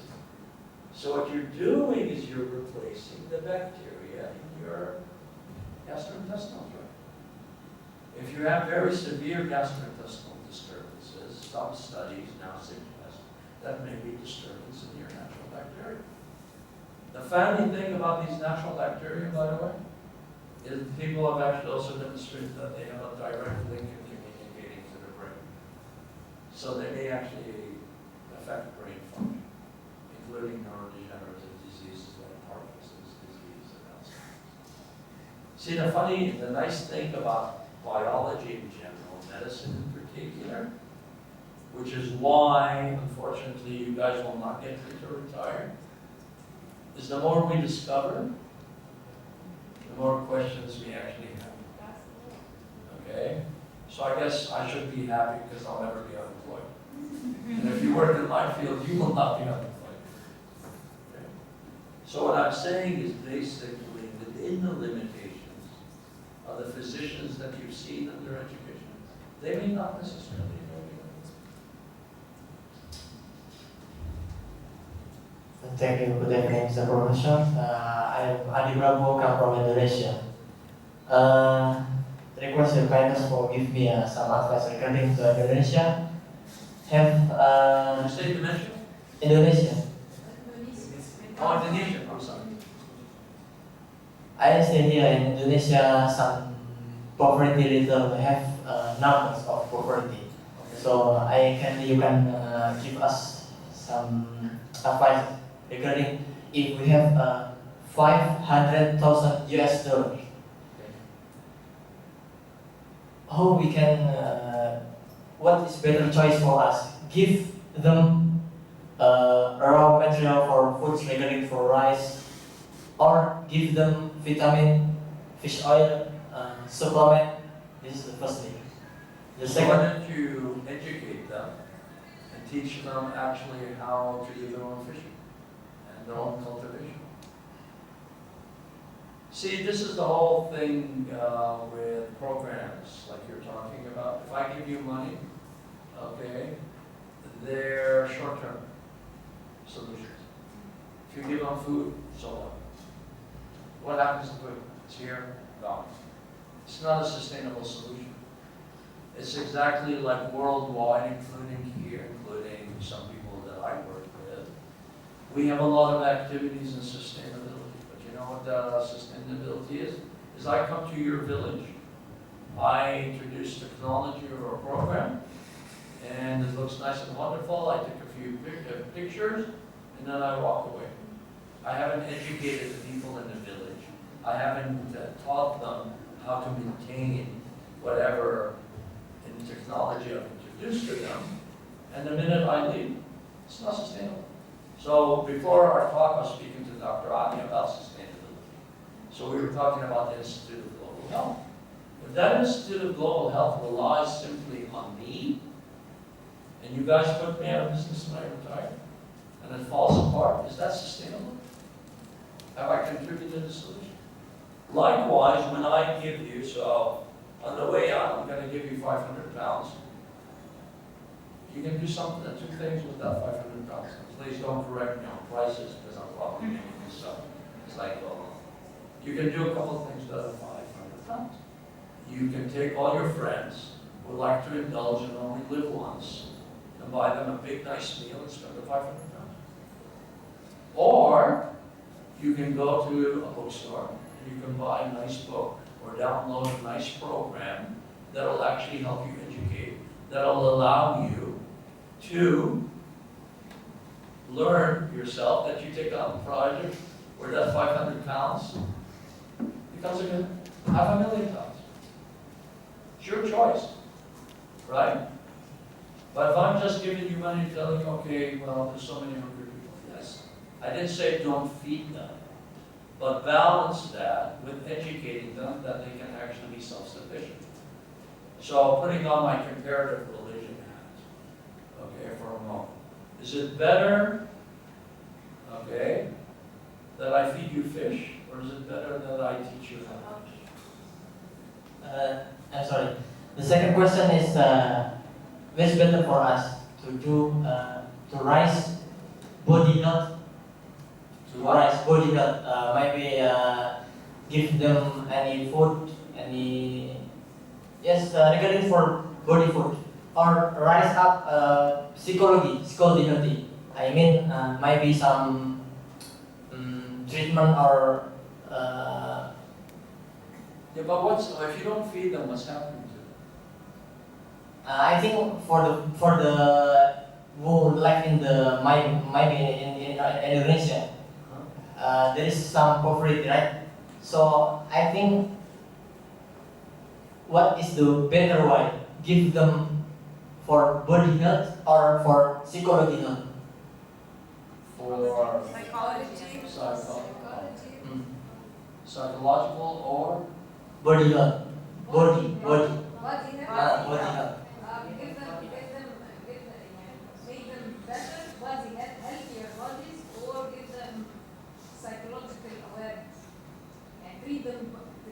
trust me, if you feel physically sick, psychologically you're going to be sick.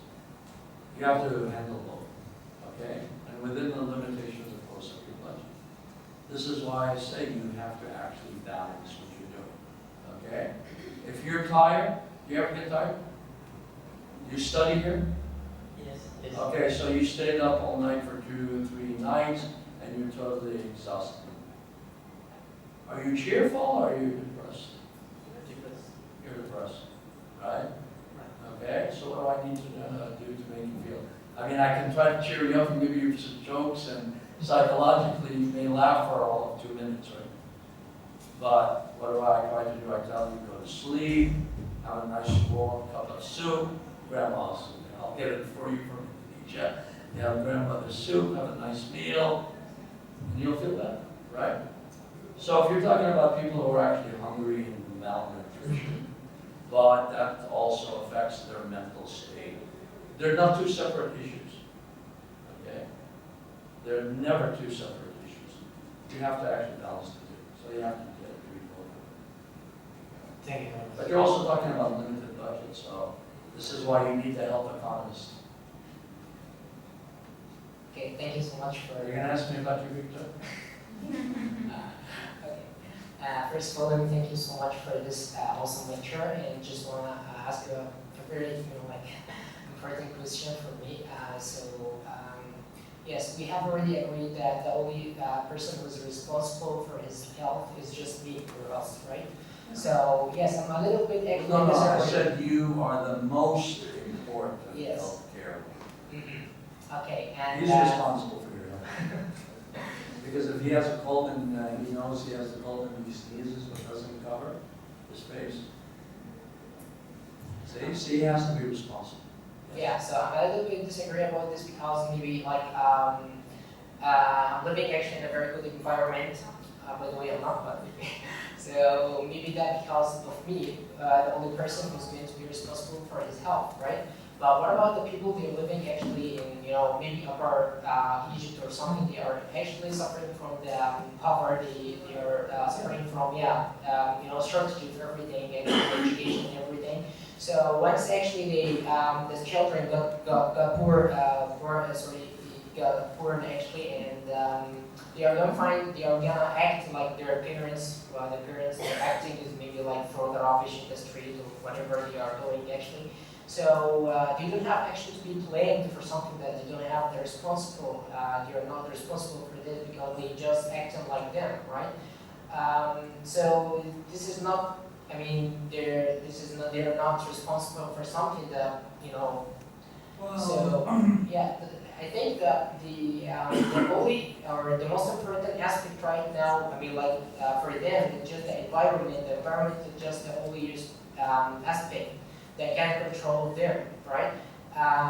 If I ask them actually, you shouldn't actually do something like that because it's harmful for you, whatever, he's going to say okay, so just find my parents doing the same, and everything also it's not available for me, we're living here in a very good environment, not like them for sure.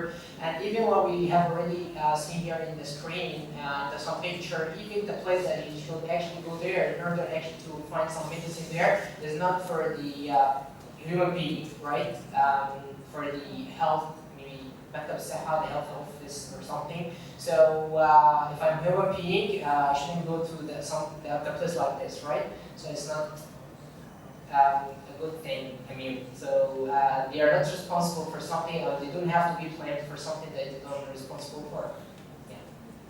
okay, so I agree and disagree. Yeah, exactly. I agree and disagree. I agree with you. Okay, now let me tell you why I disagree. Okay, you're trying to tie in poverty with taking responsibility for self. Okay, and you use the example of poverty, so it's not a priority to keep the streets clean. We've actually seen in other parts of the world, I'm sure it's even in Egypt, where poverty is not a deterrent to live, trying as much as possible to live a clean life. Okay, so that part I disagree with. Okay? It does not cost that much. Okay? It doesn't cost anything to attempt to live a clean life, even if you're poor. And even in Egypt, historically, I'll tell you, you know, I'm Abdo, and I'm going to look for the name, I'm going to look. Trust me.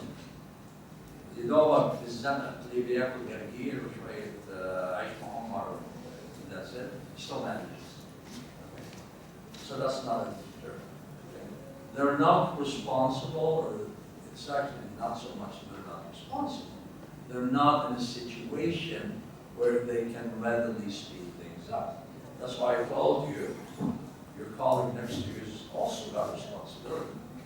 So a person may be the most important healthcare worker, okay? But if he's an important healthcare worker, I'm not telling you, you just take care of yourself. I said, forget about the engineer, forget about the doctor. If you do what is socially responsible, see, if you do what takes care of you, you're doing what takes care of you. And you're doing what takes care of her. And you're doing what takes care of your colleague client. And you do what takes care of our Arabic teacher friend here. And it doesn't cost money. You know what costs money? Ruining your health. Okay? So how much does it cost you to smoke shisha? Because people who are in poverty, a lot of times, no, I'm sorry, they don't smoke shisha. They get a tin can, they put bamboo, guza.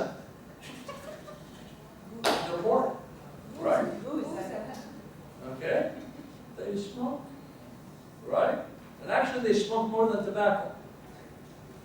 And they say, isn't that what happens? Right? And then they sometimes try to kill life of crime and so on and so on. I didn't say there wasn't social responsibility. There's always social responsibility. But you see, you have to do my share. And if he does his share, part of his share may be, oh, زميلي محتاج أكتر مني. Yeah. So it's to his benefit, ultimately, by the way that you have. And this is part of the problem we have globally. Let me tell you why. A lot of countries want to accelerate economic development. So what do? They build factories. They use coal and they use oil. And they say, we want to become prosperous. Okay? And we want to make money very, very quickly. We have a pressing need to be economically successful. Meanwhile, everybody knows that if you burn coal and you burn oil, you're going to cause pollution, and that is going to make people sick. Who's going to pay the bill for all these people in the country? في البداية أنا روحت, you made a lot of money at the very beginning, but over the long term, you paid extra more. Okay? So you're going for a very, very quick solution instead of a long-term plan. So I built a factory. I'm going to make my millions. Okay? Guess what? When my workers get sick, who's supposed to pay for them? If I'm responsible, I'm supposed to pay for their health care, right? And that's part of the issue. That's the issue even when we try to solve problems of poverty. Okay? Like our friend from Indonesia. I give you money, and what can I?